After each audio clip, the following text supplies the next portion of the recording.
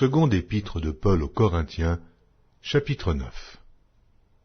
Il est superflu que je vous écrive touchant l'assistance destinée aux saints. Je connais, en effet, votre bonne volonté, dont je me glorifie pour vous auprès des Macédoniens, en déclarant que l'Achaïe est prête depuis l'année dernière, et ce zèle de votre part a stimulé le plus grand nombre. J'envoie les frères, afin que l'éloge que nous avons fait de vous ne soit pas réduit à néant sur ce point-là, et que vous soyez prêts comme je l'ai dit. Je ne voudrais pas, si les Macédoniens m'accompagnent et ne vous trouvent pas prêts, que cette assurance tournât à notre confusion, pour ne pas dire à la vôtre. J'ai donc jugé nécessaire d'inviter les frères à se rendre auparavant chez vous, et à s'occuper de votre libéralité déjà promise, afin qu'elle soit prête, de manière à être une libéralité et non un acte d'avarice. Sachez-le, celui qui sème peu, moissonnera peu, et celui qui sème abondamment, moissonnera abondamment.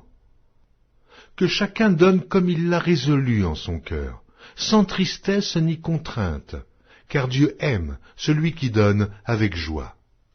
Et Dieu peut vous combler de toutes sortes de grâces, afin que, possédant toujours en toutes choses de quoi satisfaire à tous vos besoins, vous ayez encore en abondance pour toute bonne œuvre, selon qu'il est écrit, « Il a fait des largesses, il a donné aux indigents.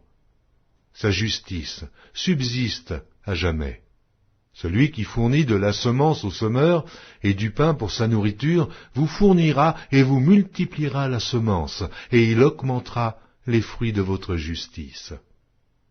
Vous serez de la sorte enrichis à tous égards, par toute espèce de libéralité qui, par notre moyen, feront offrir à Dieu des actions de grâce. Car le secours de cette assistance, non seulement pourvoit aux besoins des saints, mais il est encore une source abondante de nombreuses actions de grâce envers Dieu.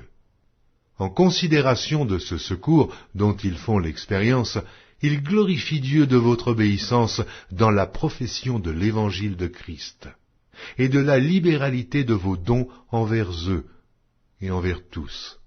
Ils prient pour vous, parce qu'ils vous aiment, à cause de la grâce éminente que Dieu vous a faite. Grâce soit rendue à Dieu pour son don ineffable.